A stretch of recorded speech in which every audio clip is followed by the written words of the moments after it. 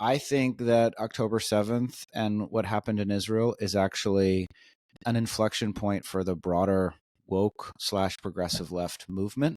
And I think the presidents of these universities are in the crossfire of that. And I think there's a reckoning. And I read something that in on the internet that, because I think Google and Meta and a bunch of other companies have really dramatically reduced their DEI teams, Yeah. and their the amount of people that are able to pursue a career in DEI is going to be dramatically reduced. And somebody said it turns out that DEI is a zero interest rate phenomenon. And I think that that's really the broader shift that's happening, I think, in companies and corporations is just representative of what we've been talking about for a long time, which is the shift from employees and candidates having leverage and excess money creating an opportunity for people to do things that might not always be directly business related, and frankly companies to overhire and overstaff in non-core and non-essential departments. And I'll leave it up to the listener to decide what those are for their company.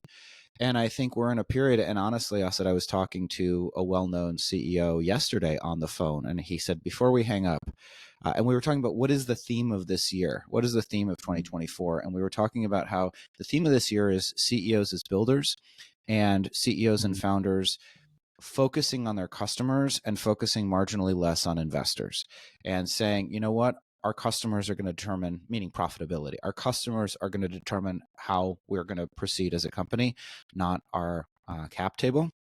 And then he said, and the last thing is, can we just ask everybody to get back to work, please? And he was really exasperated in his voice.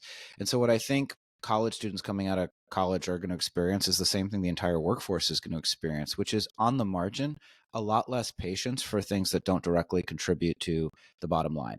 And I think in this case, there's an argument to be made that Brian Armstrong was somewhat visionary. You might say ahead of the pack. You might really hate him. That doesn't, visionary isn't necessarily positive or negative. But Brian Armstrong from Coinbase a couple of years ago, at the height of Black Lives Matter and a bunch of these other issues, said, hey, this is not going to be a place where we talk about politics. We're talking about crypto here because we work at Coinbase. And I think that for better or for worse, I think more people are emboldened to say, this is a place where we're going to do, but I would love to hear AJ's thought, because this is not dictated from on high. This is just my sense of things. But I think on the margin, CEOs are saying, we're going to be doing work here, and you're going to be measured and held accountable to the work. And that work is going to contribute to our growth as a company and serving our customers. And it's not really going to relate to anything else.